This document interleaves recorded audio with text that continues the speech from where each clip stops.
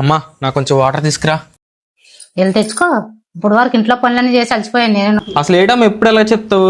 అసలు ఏం చేస్తావు అని నువ్వు చేసి 2-3 పనులకు కూడా ఎంతో రక్షణ చేస్తున్నావు. మళ్ళీ అలసిపోయిన యాక్టింగ్ లో ఒకటి. యాక్టింగే కదా. సరేరా, ఒక రోజంతా నేను చేసి పని చేయి, అప్పుడు నీకు అర్థమవుతుంది. అదే అంత పెద్ద కష్టం అనుకుంటున్నావు ఏంటి? ఇలా చేస్తా అన్ని పనులను. ఒకవేళ చేయలేకపోతే చేయలేనప్పుడు కదా, అప్పుడు నీకు నచ్చింది చేసుకో అమ్మా.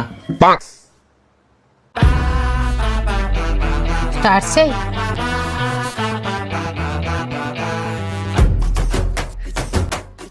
ఏరా అయిపోయిందా? అయిపోయింది. ఏం వండుతున్నావు? ఉప్మా. ఉప్మా ఈజీగా అయిపోద్ది అంట కదా. దోశలే దోశలు.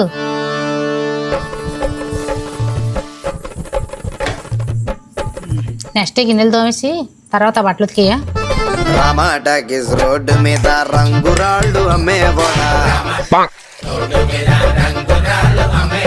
రాతిలో ఏమున్నది నీ చేతిలో ఉన్నది పనితనం. ఏడు కూర్చుండిపోతున్నావు, మధ్యాహ్నం వంట వాళ్ళు చేస్తారు.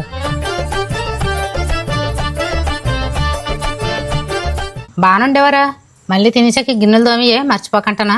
టమాటాకిస్ రోడ్డు మీద రంగురాళ్ళు అమ్మేవాడా. ఆ పని అయిపోయిన తర్వాత చిలకలు ఎత్తి అలాగే బట్టలు కూడా తీసి సాయంత్రానికి కొంట చాలా పనులు ఉన్నాయి. బట్టలు మళ్ళీ వచ్చి నీట్ గా తుడుచుకొచ్చి. అమ్మ నేను చేయలేనే, నా వల్ల కాదు. అన్ని కబుర్లు చెప్పు. ఇప్పుడు అర్థమైందా? నేను చాలా ఎక్స్ట్రాలు చేసావు, మరి నాకు నచ్చింది చేసుకోమన్నావు కదా, ఇంక మొదలెట్నా?